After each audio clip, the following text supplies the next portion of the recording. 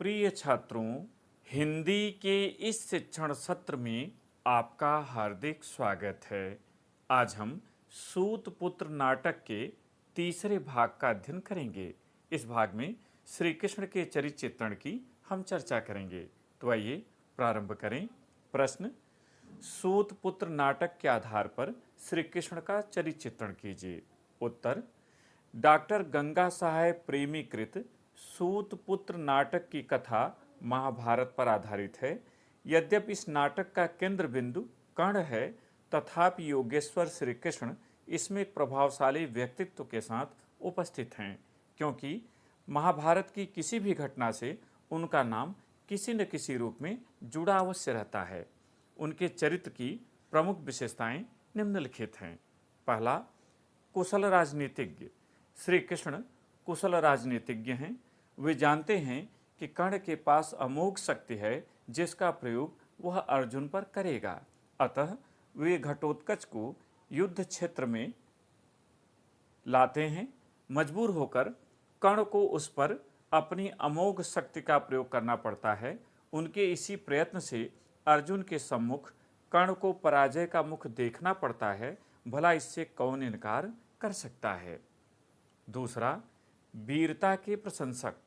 श्री कृष्ण वीरता के प्रशंसक हैं। यद्यपि वे पांडवों के सच्चे हितैषी और अर्जुन के सारथी तथा मित्र हैं, फिर भी जब कर्ण सभी प्रकार से सुरक्षित अर्जुन के रथ को कुछ कदम पीछे हटा देता है, तब वे कर्ण की वीरता की खुलकर प्रशंसा करते हैं। वे कहते हैं, धन्य हो कर्ण, तुम्हारे समान धनुर्धर संभवतः पृथ्वी पर दूसरा नहीं है। तीसरा, कुशल वक्ता। श्री कृष्ण सर्वत्र कुशल वक्ता के रूप में प्रस्तुत हुए हैं। अर्जुन निहत्थे कर्ण पर बाण वर्षा नहीं करना चाहता। विजय के लक्ष्य को प्राप्त करने के लिए जब श्री कृष्ण अर्जुन को प्रेरित करते हैं, तब उन्हें बाण चलाने के लिए विवश होना पड़ता है। श्री कृष्ण कहते हैं, अगर तुम इस अवस्था में कर्ण पर बाण नहीं चलाओगे तो दूसरी अवस्था में वह तुम्हें बाण चलाने नहीं देगा। शीघ्रता करो। चौथा, महाज्ञानी। श्री कृष्ण प्रस्तुत नाटक में ज्ञानी पुरुष के रूप में चित्रित हुए हैं। वे अर्जुन को लोक परलोक और जन्म मृत्यु के रहस्य का संकेत करते हैं। वे कहते हैं, मृत्यु को सामने देखकर बड़े बड़े योद्धा, तपस्वी और ज्ञानी तक व्याकुल हो उठते हैं। शरीर के साथ आत्मा का बंधन बहुत दृढ़ होता है।